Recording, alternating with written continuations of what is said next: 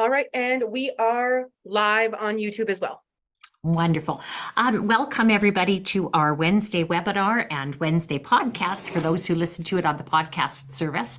I'm Denise Gagne. I'm the creator of Musicplay. I have 4 words that are really, really dangerous in my life. I have an idea.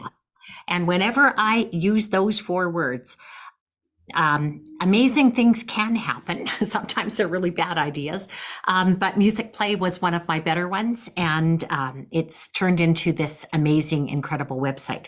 So I'm going to talk today about easy assessment and making assessment fun for your students. And your handout is the newsletter that I sent out, but I also have lots of musical examples that we're going to use. So there's lots of teachers talking about grading. There's teachers on Facebook that have 12 teaching days left. So they're probably already working on their report cards.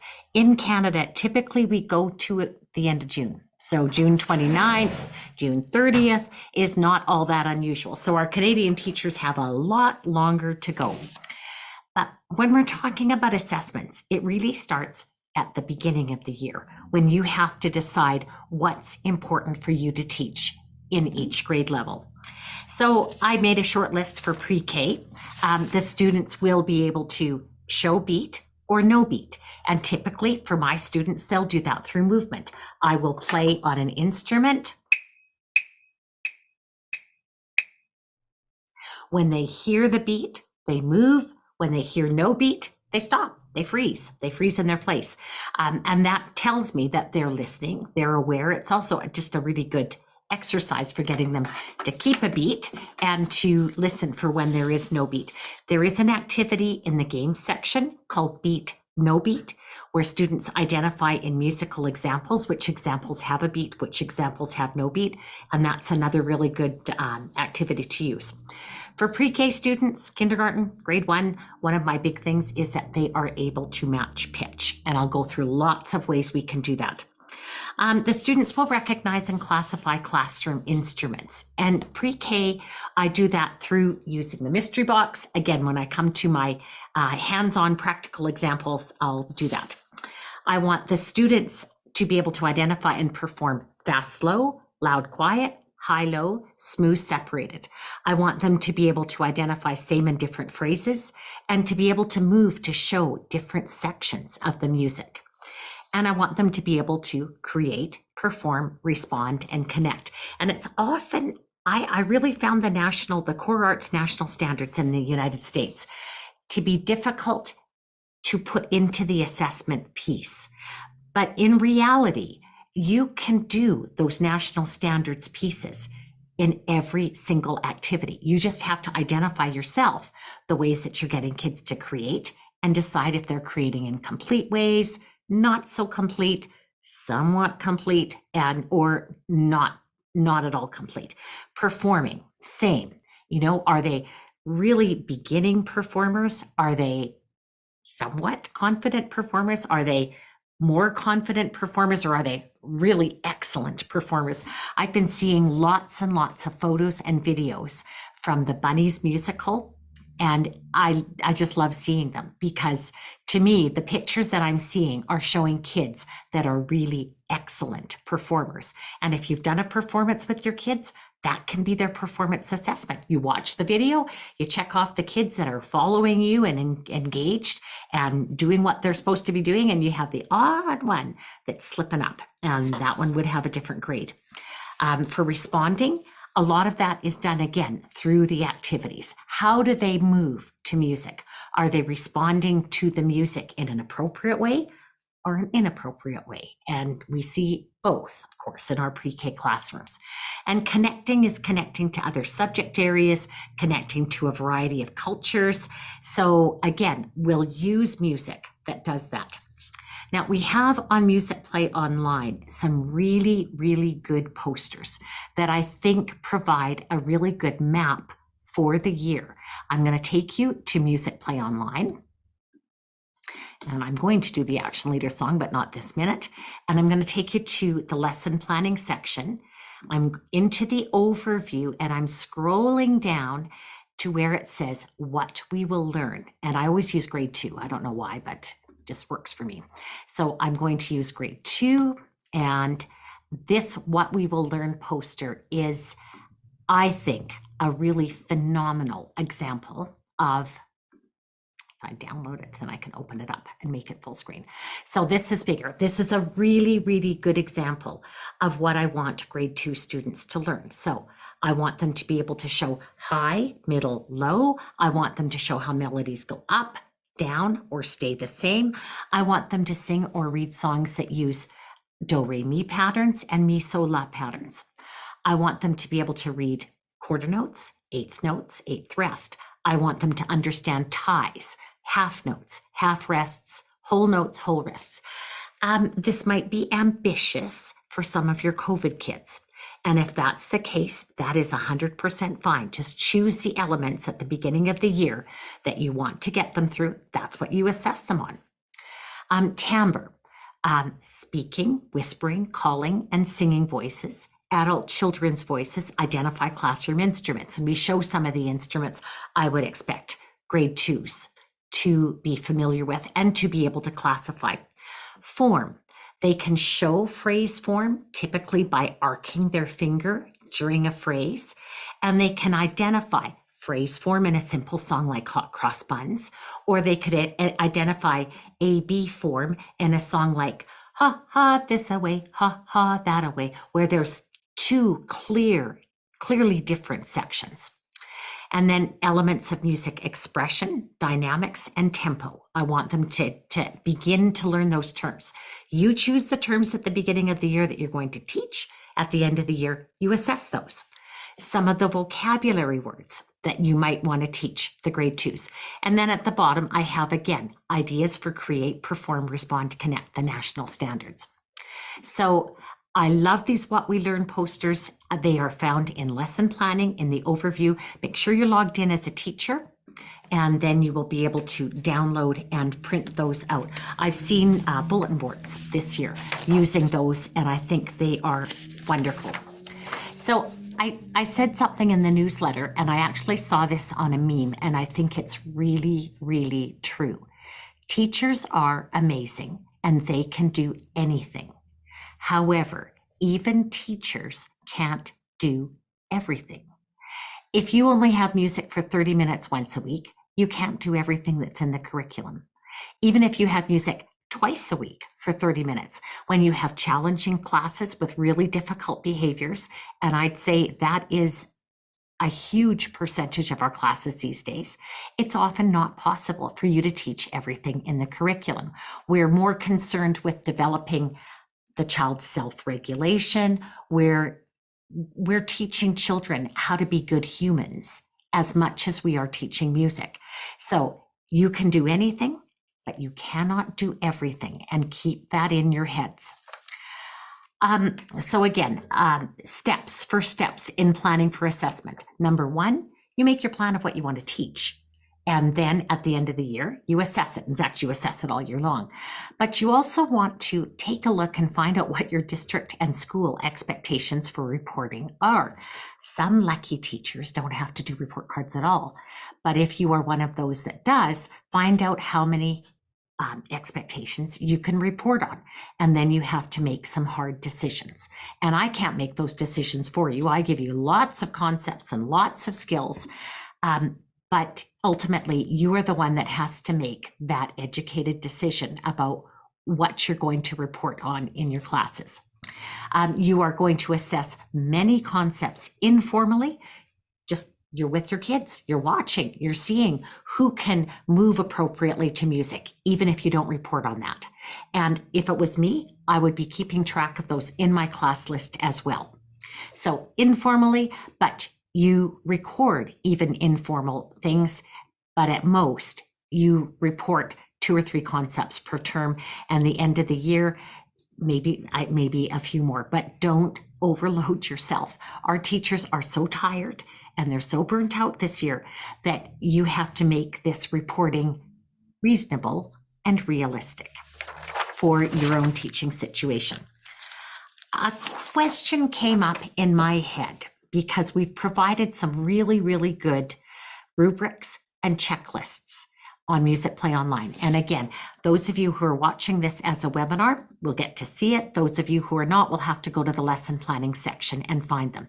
So this time I'm going to lesson planning section and I'm going to lesson plans. And off to the right for each grade level is a yellow button called Planning Resources. And these planning resources are a wealth of material for you.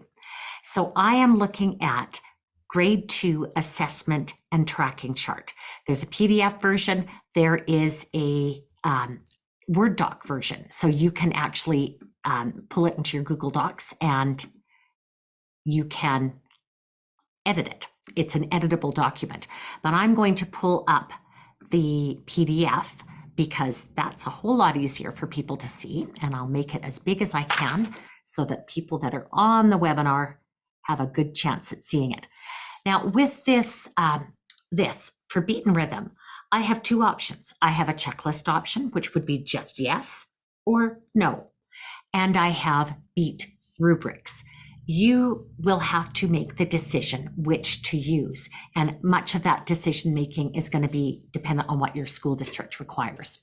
So I like to use the checklist. It's quick, it's easy, and I don't fill in everything that I have here at the start of the year. I fill it in as I do it. So the child's names are on the left column, and the first thing that I would assess is, can they tap a beat? Can they step a beat? And I would put that in, and I would mark the date that I had done this assessment. And then it's just, we have a fun action song that we do. I watch the kids. If I really want to make it easy for myself, I am going to line the kids up in class list order. So row 1 would be A, B, C, D, E, F, G. Row 2, H, I, J, K, L, M, N, O, P. Row 3, Q, R, S, T, U, V, W, X, Y, Z. So that I can just follow them on my class list and see, are they keeping a beat? Check, check, check, check, check, check. Nope. Check, check, check, check. No.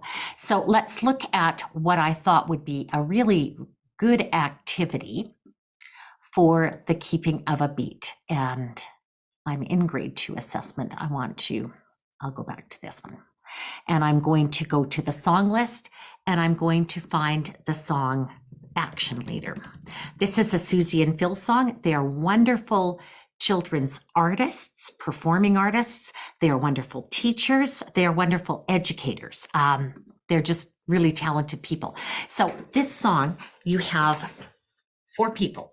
So I am going to be person 1, and then I'll be 2, and then I'll be 3, and then I'll be 4. And I would welcome you to push back from your computer and stand up and do the movement with me. So I'm going to start with clap. I'm sure that you can be an action leader, the best one in the land. And I'm doing a very simple movement, but it's going to be easy for me to assess if they're keeping a steady beat. Person 2 does the movement. Can you copy me? I'd love it if you turned your cameras on so I could see you doing this. Thank you. Join me. I love it. So that was person 2. Now I'm going to be person 3. I'm sure that you can be an action leader, the fastest in the land. Lie, lie, lie, lie, lie, lie, lie, lie, lie, lie, lie, lie, lie, lie, lie, lie, lie. Okay, now I'm person 4. Action leader, I'm sure that you can be an action leader, the best one in the land. Lie, lie, lie, lie, lie, lie, lie, lie, lie, lie, lie, lie, lie, lie, lie, lie, lie. And there's an extra extension. Hey, I love the hey at the end. And the kids really enjoy this song. I've had really good successes with that song over the years. So I'm going to go back to my tracking chart, the one where I opened it up big. So I would put in here beat, probably tap, or even just the word move. And then I would be looking at my kids in row 1, 2, and 3 in the class list order. And I'd be going, check, check, check, check. You're keeping a beat. That one at the back is not. And typically in an activity like this, most of my kids are successful. So a yes-no checklist actually works really quite well. Looking at the rhythm rubrics. So again, I can use the rubric beginning, not able to read the rhythm, sometimes, usually, consistently reads the rhythm. Or again, if I've had them since they were babies and they're really good, I could do this as a yes, no, as a checklist. And so for rhythm reading, I would like to take you to the rhythm practice section, because that really has some wonderful tools for assessing rhythm reading. So I'm going to go into Ta, Ti, Ti, and rest. I could go further along. If I've taught all these rhythms to my grade 2s, I absolutely can go further. But then you have to take your kids where they're at. So if you look, if you're watching the webinar, you can see there's lots of interesting resources here. This Rhythm Hunt worksheet, and now flashcards, beautiful new flashcards that you can download that are Ta, Ti, Ti, rest, that go with the Rhythm Hunt game. But I love this size of flashcard. It makes me very happy to have these here. And I did that wrong, but that's okay. Those are my new flashcards. I've got echo rhythm, echo body percussion. I'm not going to use those for assessment. I'm not going to use poison rhythm for assessment. I use it for practicing. And the animated play-alongs, I'm not going to use those for assessment. Those are a really good way to experience and learn and practice the rhythms, but not so much for assessment. I could use these flashcard play-alongs, but the best tool to use in this rhythm practice section is rhythm reading assessment. And there's two ways you can use this. One, the rhythm reading assessment is given as a video, and two, it's given as a slideshow. I like the videos. And I had these made actually after I did a residency in a grade 3 classroom for 10 days. And I wanted the kids to do some rhythm reading for me. And I was going back and forth to the computer too many times. When I was able to put the video on, it was just like this. And the video is 3 minutes long. So in 3 minutes, I can assess my entire class. And they actually like doing this. But if the video makes them anxious, we'll show you the slideshow. So this is a video, 25. Ready, go. It's child 1, Ta, Ti, Ti, Sh, Ta. Now the second child in the list. Ready, go. Ta, Sh, Ta, Ta. They could say it, or you could have them clap it. So whatever you choose to assess, that's your choice.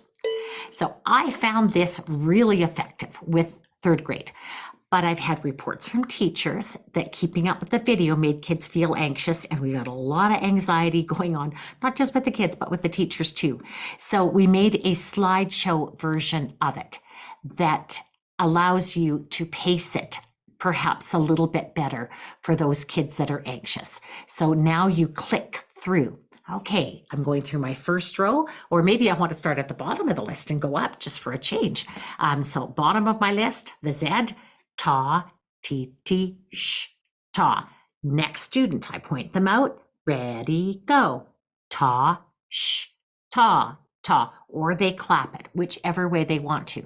So I do really like these rhythm reading assessments. I did a lot of rhythm dictation with my kids as well. This is 4 beats. If I'm stuck on Ta and Ti in 3rd grade, in 4th grade, especially if I'm stuck on Tas and Titis in 4th and 5th, I would give them the 8-beat reading assessments because it is more challenging. The listen, clap, and say is the practice to get kids ready for rhythm dictation. And I used to play a game with the kids. I'd divide them into 2 groups, and this half would be my allegros, and this half would be my vivaces. And I'd hold up a flashcard to this side. I've got flashcards here. I know I have them here. Okay, I had them here. I don't know where they went. They were sitting right down beside me, all ready to go for the webinar. So I'd hold up a flashcard for this side, and they would read it for me. It needs to be here. Where is my flashcards? Morgan, you said you were going to help me out with anything I couldn't find, but oh, you know what? I put them on my xylophone so I wouldn't lose them. Okay, they are found. I put them in a very obvious place facing me. So I'd hold this up. I can't remember whether I said these were the allegros or the vivaces, but we'll say it's the allegros. And I'd go, ready, go. And they would clap it without saying the rhythm names. So they would clap. And then I'd hide the flashcard. I'd turn to the Vivace side. They had to say what was clapped. Ti, ti, ta, ta, sh. If they said it, if they clapped it correctly, if this side clapped it correctly, they get a point. If this side said it correctly, they got a point. And usually I could rig it so that the classes were tied by the time they went out for recess. Sometimes took a little bit of encouragement. But this listen, clap, and say exercise is another way to practice it. I really enjoyed the Vivace versus Allegros, and the kids did too. And then they are ready for rhythm dictation. And rhythm dictation, I will never, ever forget the first time that I taught first grade music. I was so bad. I was trained as a high school teacher. I've taught grade 5 to 12 for 5 years. And then when I had my daughter, I went into one school that was K-12. And I had grade 1s for the very first time. I had no clue what I was doing. And I asked the kids to take this piece of paper and pencil, put their name on it, and write from 1 to 10. And I was going to give them 10 rhythm dictation examples. I think of it now, and I think, oh my gosh, you were so stupid. It took 30 minutes to get their names on the paper and the numbers from 1 to 10. Grade 1s can't do that. I have learned since that 4 or 5 examples is all that I need, even for 5th grade. I don't need 10 questions. I need 4 or I need 5 to assess and figure out whether kids can hear a pattern and translate it into translate it into notation. We're talking very high level thinking skills. They're now at the analysis level of Bloom's taxonomy. And that's right next to the very top of the peak is creating. But we're at the analyzing level when we can hear a pattern and we can write it down. I had a little passage I had to transcribe yesterday, and it's still a skill that I'm working at, this transcribing. And I cheated a little bit because I took the recording and I slowed it down to half speed. And then I could really hear clearly what was sung on this recording and transcribe it accurately. So we're asking kids to do something that many, many adults can't do. So again, there's videos here. In this particular case, I don't like the videos. I do like the rhythm reading ones, but I don't like these. With these ones, I would rather just use the PDF version of it. So I have a quarter rest 4-beat rhythm dictation worksheet. And for the teachers, there are 3 different tests given. They've got 5 questions each. And then there is a 4-beat rhythm dictation worksheet with squares and hearts to make it easy for your littles to write the rhythms out that they hear. With older kids, I wouldn't necessarily do this. I would probably just give them that blank piece of paper and expect them to write it out. But littles, they maybe need a little bit more hand holding. So you can use the worksheets if you wish. And we did make 2 on a page so we can save some paper. Typically what I do, I go into the recycling bin, and there's usually a whole bunch of pieces of paper that are copied on one side and blank on the other. I chop them in half on the paper cutter, and then I've got great huge stacks of paper. I keep a container of pencils, and you can use clipboards. I didn't have clipboards in my classroom. I used hardcover textbooks to write on. So that worked actually really, really quite efficiently. So for rhythm assessments, I would say the rhythm reading, the rhythm dictation, and then there's tons of ways for you to practice. And again, for assessing the kids, I'm gonna have to go one over. For assessing the kids, you can use either the checklist or the rubric. And again, I would put what rhythms I'm assessing, the date, there's space here, write the date in, and I would write what I did. If you do use a rubric, they're right here underneath for rhythm. Students 1 is not able to, sometimes able to is number 2, 3 is proficient, and that would be usually reads the rhythm, 4 is an excellent. Okay, let's go on to melodic concepts and checklists, or pitch activities. And there's two areas here. One is pitch matching when they sing. Can they match that pitch? The other is, can they name solfege in a simple reading song? Can they name pitch letter names if that's what you've been teaching? And typically I teach solfege, K1, 2, 3, and then I transition to pitch letter names in 4 when I start recorder. If you start recorder earlier, you'll probably start transitioning earlier. So here are melodic concepts. If I'm doing grade 2, I'm going to first at the beginning of the year make sure they can show high and low.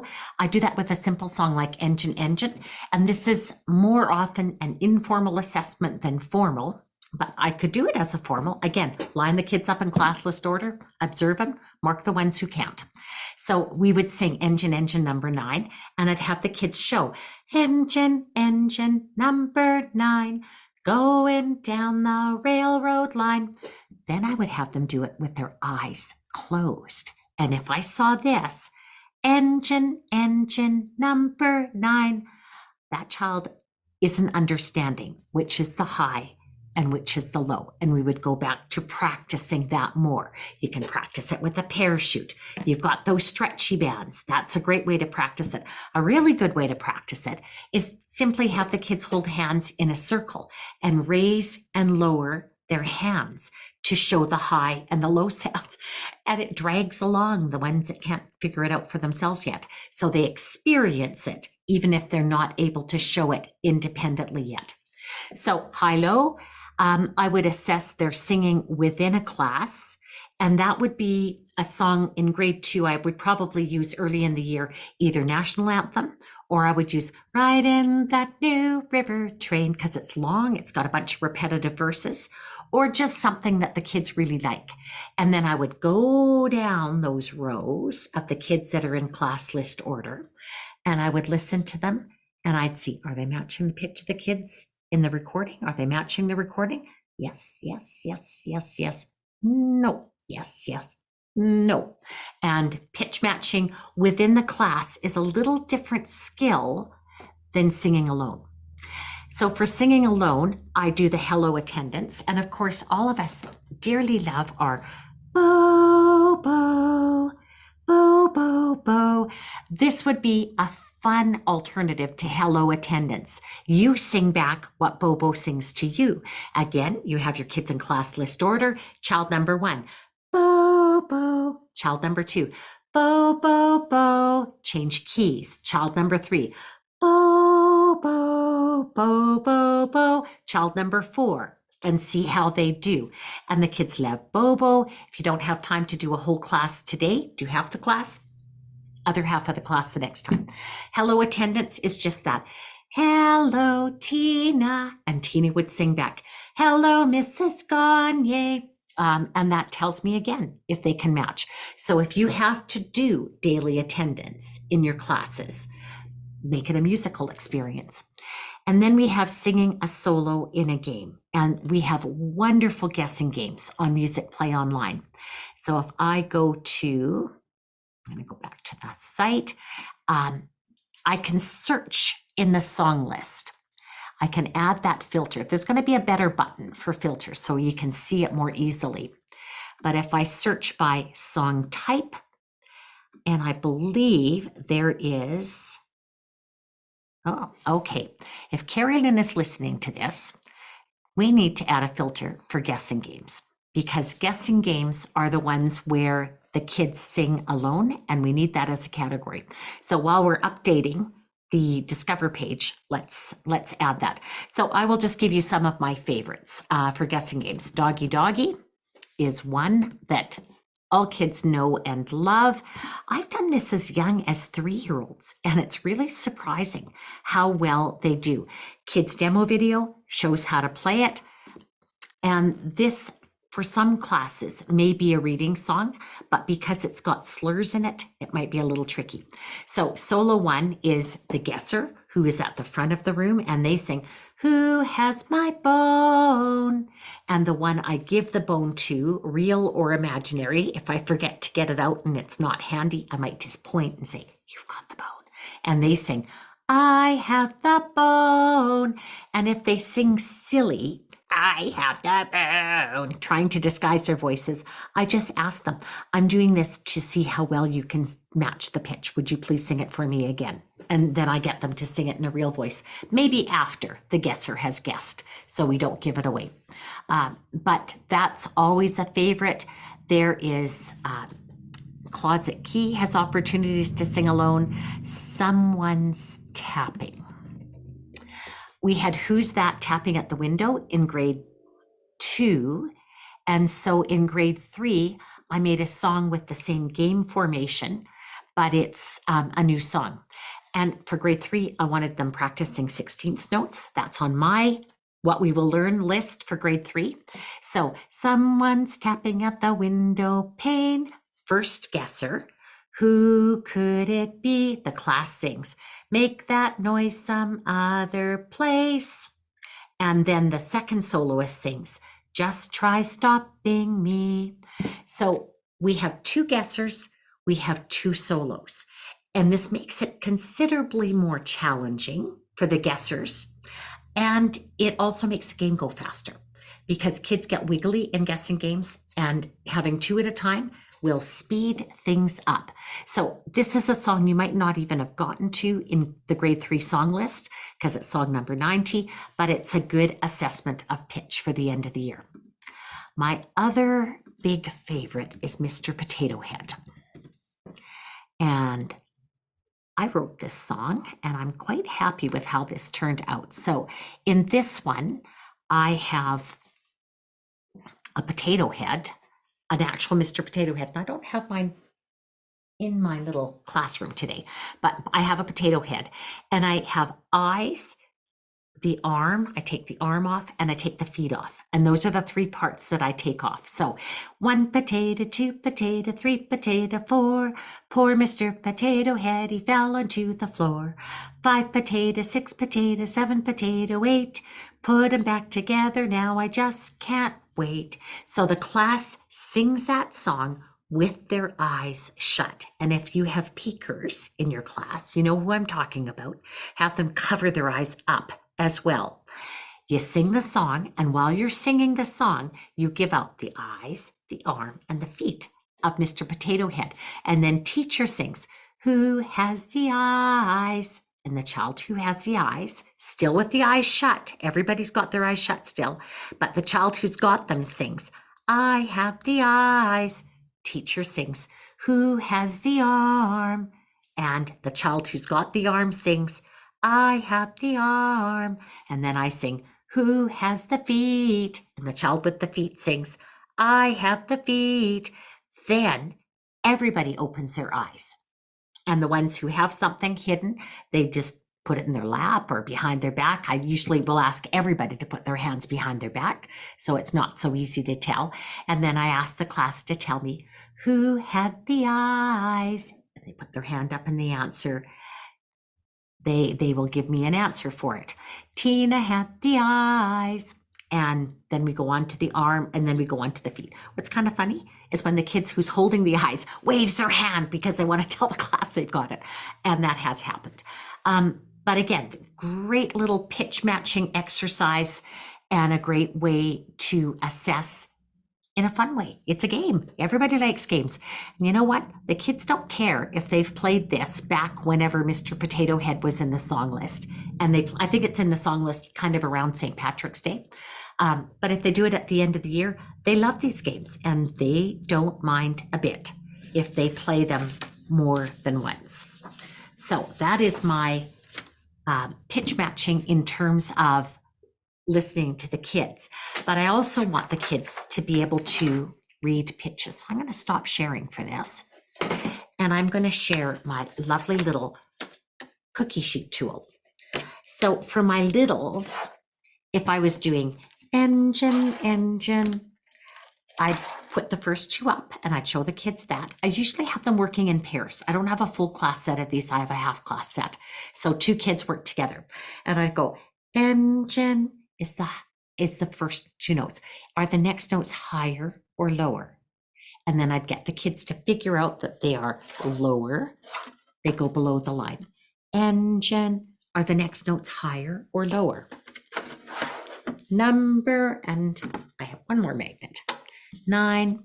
So this is how I would do informal assessments with my little guys to see if they can recognize and create higher and lower pitches. My big kids, or even my little kids for that matter, I go to the other side and I'll say the high note is on the second line, the low note goes on the line below, and we call the note on the high note, we call it so, and we call the one on the low note me. So this is a really wonderful tool. I made the staff, and it's on the website. I can't remember where, but it's there. If you search for cookie sheet staff on Musicplay Online, I'm pretty sure where the PDF is will show up. But what I have to do with my cookie sheet staff, I have to cut 1/2 inch off all the parts of the staff. I have to cut that off. And then I take, it's called sheet protector.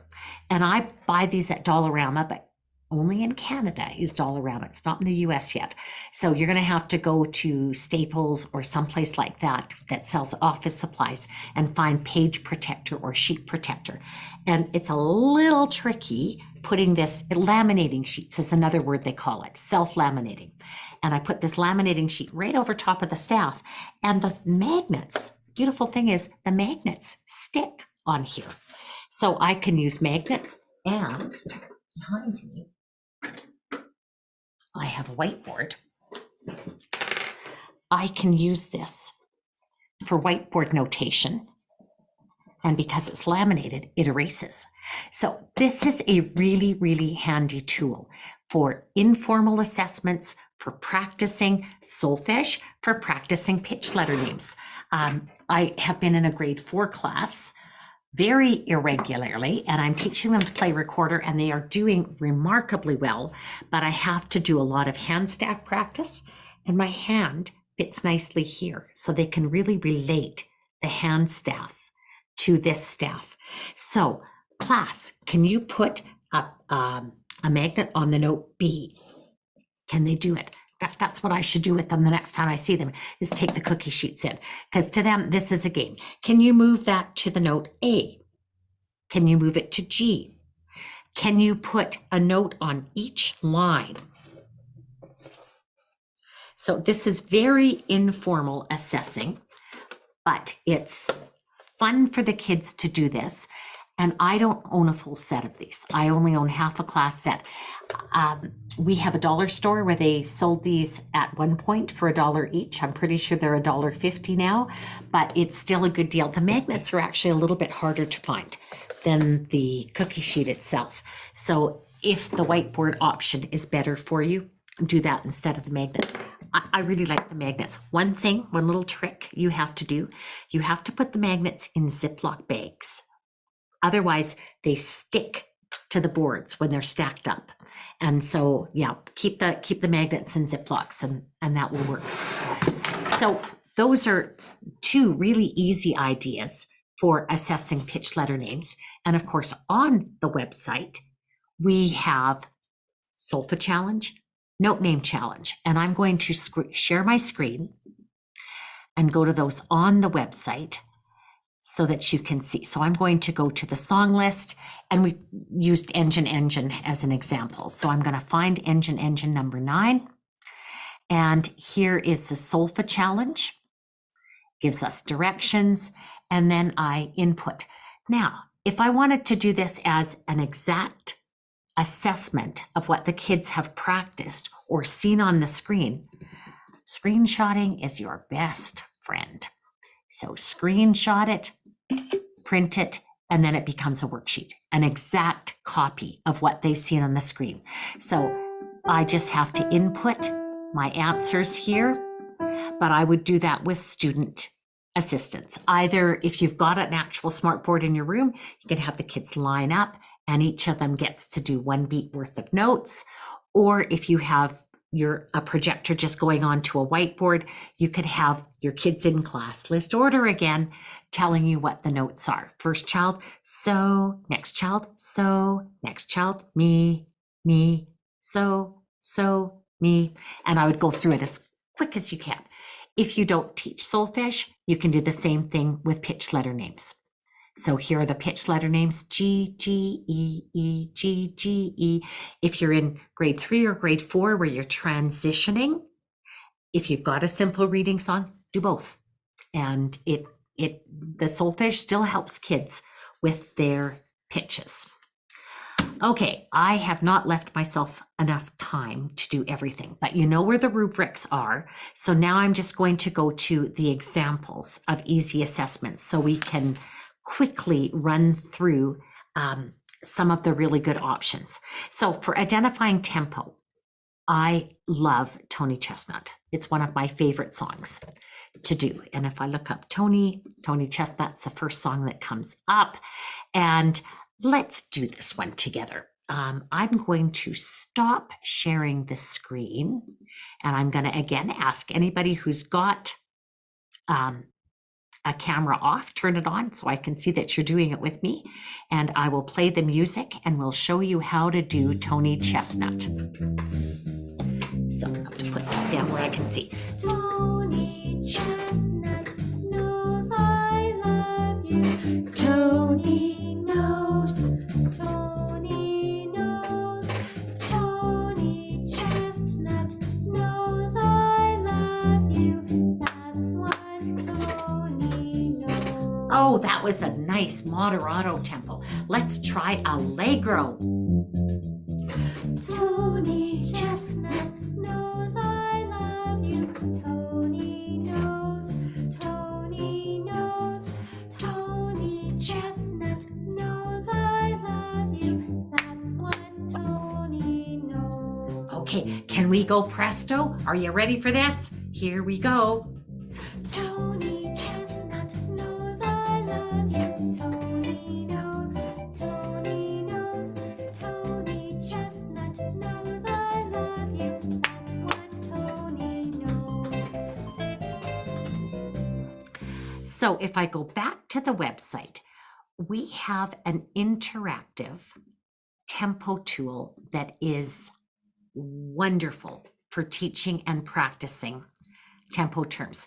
It's here, it's linked in Tony Chestnut. You can also find it if you go to the toolbox, but I'm going to just do it because it's here.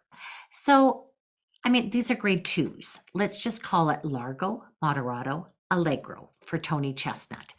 And now we have a rhythm composition that we're going to do at 3 tempos. We're going to do it at Largo. Let's say the rhythm names and clap it together.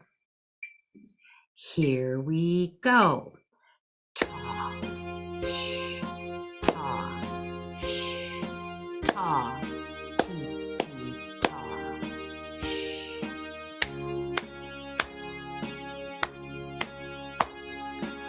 Ta, sh, ta. And I'm not going to do the repeat. I'm just going to stop it because we're going to switch to moderato. And we're going to try that same example at moderato tempo. Here we go. Ta, sh, ta, sh, ta, ti, ti, ta, ti, ti, ta, ti, ti, ta, ta, ta, ta, ta, ta, ti, ti, ta, ti, ti, ta, ti, ti, ta, ta, sh, ta, sh. That is fun. Now, up in the right-hand corner, it says teaching slides. If I want to review what those tempo terms mean, I can click on those. And I will see Largo means to play or sing very slowly and broadly. Moderato means to play or sing at a moderate speed. Presto means to play or sing very fast. So I can review those, but let's try the presto tempo. To me, it's more important that they put the musical terms into context then they have those terms memorized. We can memorize that forte means loud, but seeing it and performing it in a piece of music, I think is more important. Ta, ta,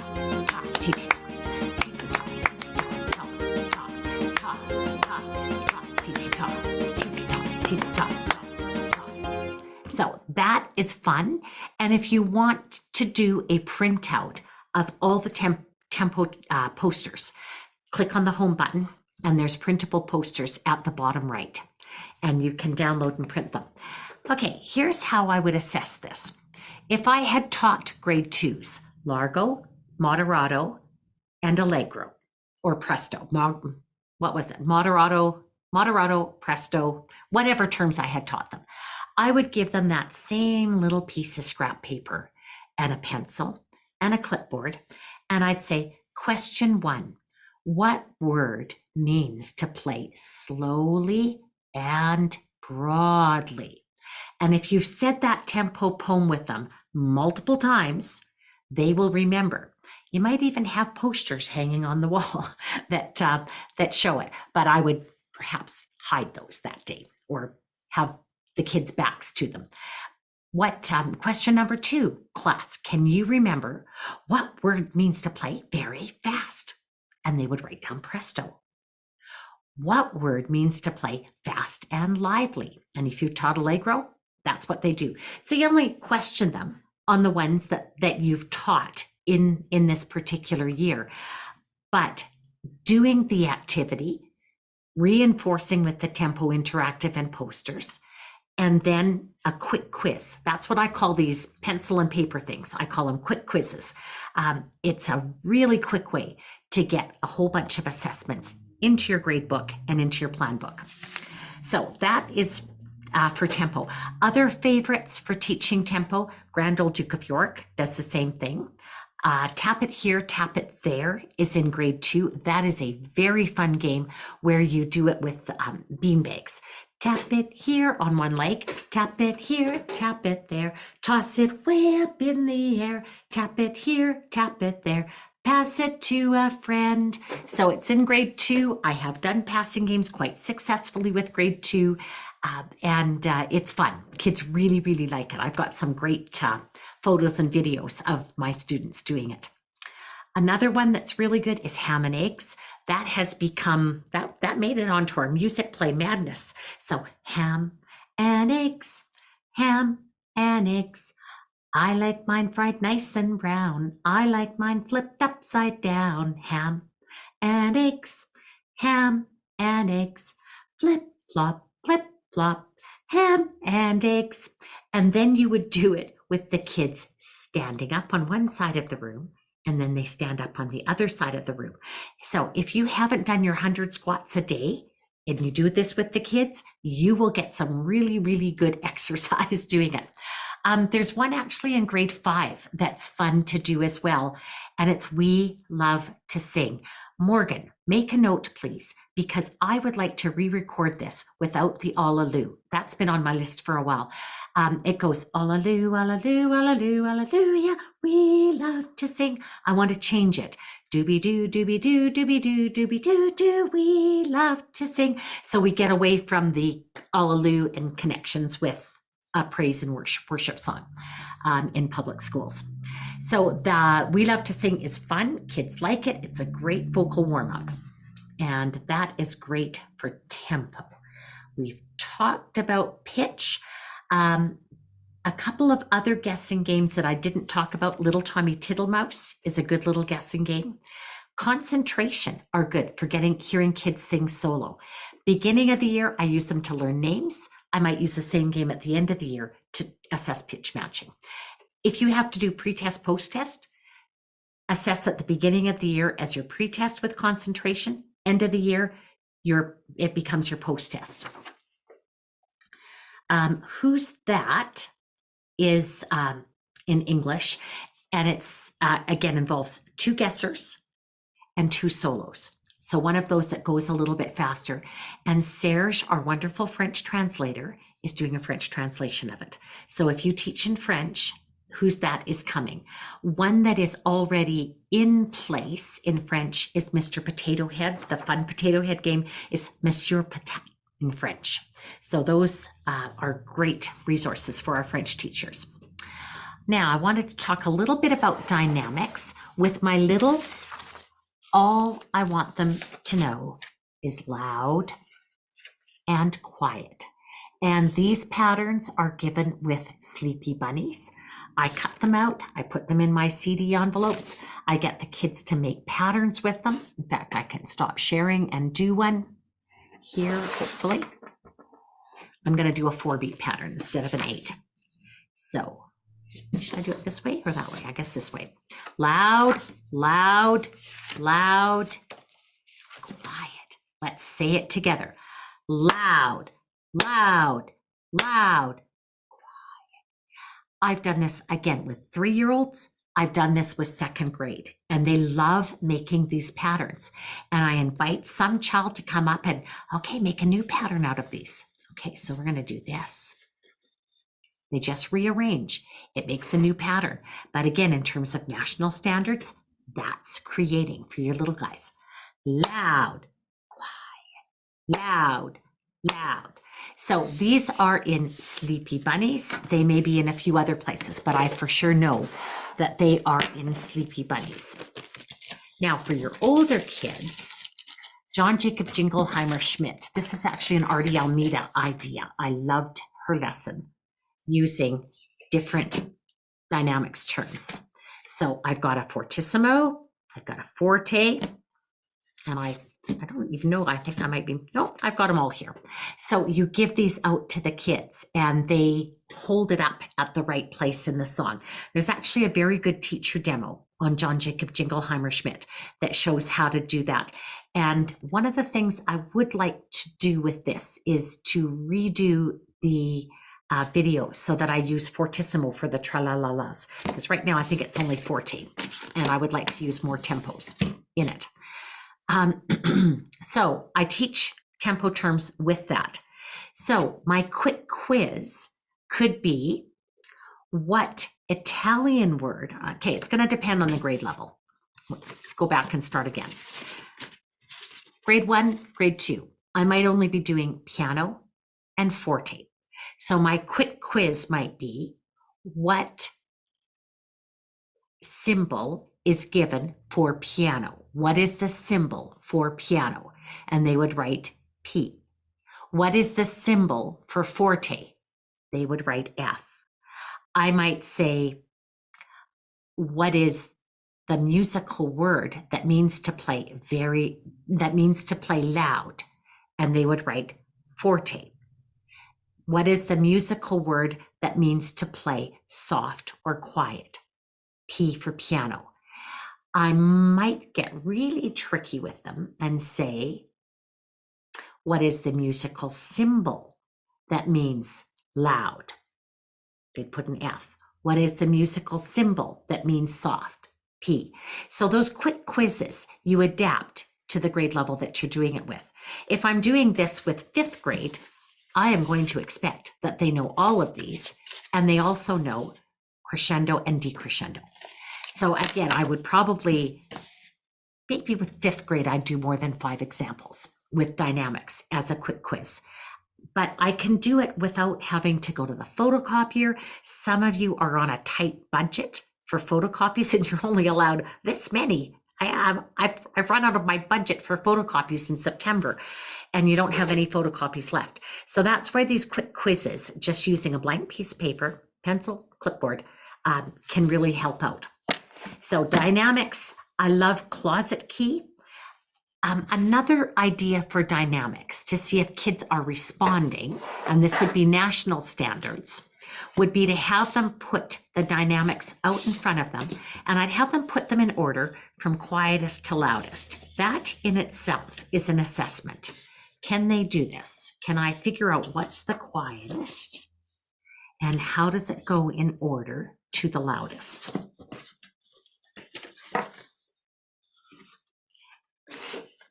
And underneath, I might put my crescendo and decrescendo. I think I have 2 here.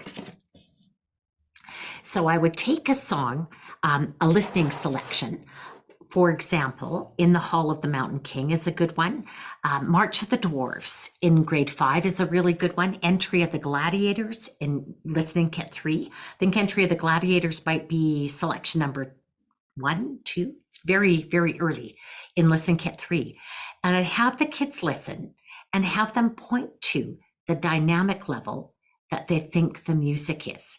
Now, not everybody's going to be on the same card at the same time. And sometimes they get loud too quickly and then they've got nowhere to go. They get to the fortissimo too quickly. I could maybe for 5th grade add 3 Fs and 3 Ps. I'm not even sure what you call those, but I know they exist in music because I played them in band.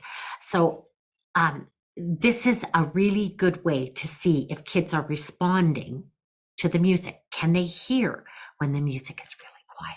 Can they hear when the music is really loud? So for dynamics, I really like these dynamic cards. You will find them on Musicplay Online with the song John Jacob Jingleheimer-Schmidt. We are also working right now on the theory unit and getting the theory unit filled out better. So if you go to theory dynamics, those cards should be there as well. Okay, I was going to talk about form and I've probably run out of time. So form is going to have to wait for another day. I would love to have any questions that you have for me. Are there any questions, Danae, in the chat? I have no questions about this, but I was wondering if you could speak to Musicplay Live and how it would benefit a general music teacher. Oh, I'm glad you asked that because your handouts today are very simple. We basically took the newsletter and then I gave you lots of examples that you can use for doing it. But I spent my day working on a really beautiful handout that is going to be used for the Artie and Denise Live conference because I'm doing more on assessments in the Artie and Denise conference. And you will have a gorgeous handout. You will have a 25% discount on anything to do with themes and variations or music play. So if your school, for example, wanted to buy the package of Musicplay binders and all the digital resources that normally cost $1,600, if you take $400 off the cost of that, it becomes a $1,200 package. That includes 3 years of Musicplay Online, which almost takes off another $600 of that.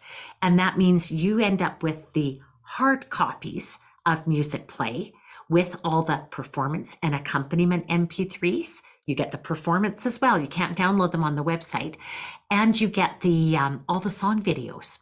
So if you teach, like some of our teachers do, a lot with Google Slides, and you would rather embed a video in the slide than give a link, with the packages, you can do that. And with Musicplay Live, you get a 25% discount on the package or on anything else that you want. If you come to the Musicplay Live event and you walk away with, a stack of books, you'll get 25% off of those books if you choose to use your code for that. The event is a social gathering as well. I always say this is like summer camp for grown-ups because we have a good time. We've got a conference hotel this time, thanks to Jason's organizing abilities, and it's not hugely expensive in either location. And so Artie and I will be at that hotel. And if you want to visit with us in the evenings, we'll be happy to have a cup of tea with you or an adult beverage if that's what the occasion requires. So it becomes a really fun thing. So Washington, D.C., Danae, help me with the dates, July 11th and 12th? 10th and 11th. 10th and 11th. I know that because I have a niece getting married on the 8th and I have really terrible flights to get there on the 9th. So it's 10th and 11th in Washington, D.C. Wednesday, we're traveling on to Austin, Texas. So whichever you're close to or whichever it's cheapest to get to is going to be your best option. There is university credit available. And the credit is through Adams University in Colorado. And Adams University has provided the credits at a really reasonable cost. It's going to be $100 or less for that credit. And we hire a college professor, actually. We hire Carol McDowell is our helper that does all the administration of the grades and all those kinds of things. Artie and I are too busy. Can't do it. I don't have the know-how. Artie might, but not me. So Carol McDowell is our go-to person for the university credit.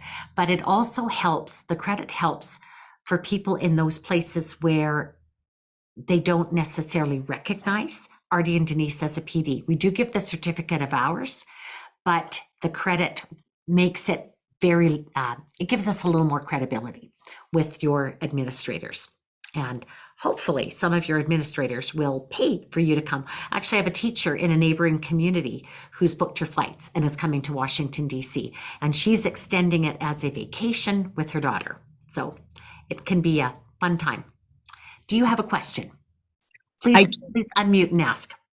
Hello, I'm Christy and I'm in Australia in Perth. Oh, so nice to have you here. Early morning there.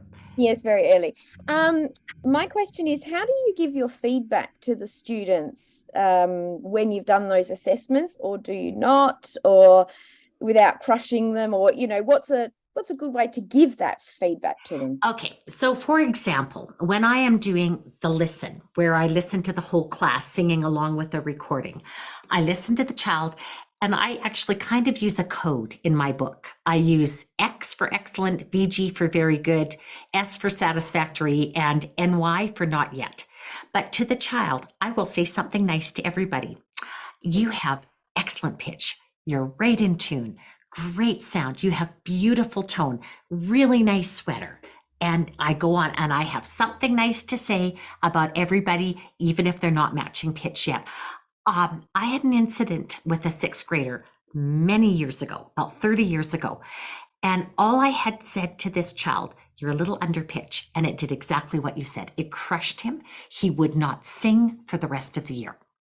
And I thought I had ruined this child for life. He actually went on and did 2 years of music at Grant MacEwan University in Edmonton. So I didn't completely ruin him for life, but I still feel bad about that. So I do not comment on individual kids. I was a band teacher for many, many years, and I would not often single out an individual player. I'd say, flutes, please check your fingering. This note is F sharp. I see some of this. So please check your fingering.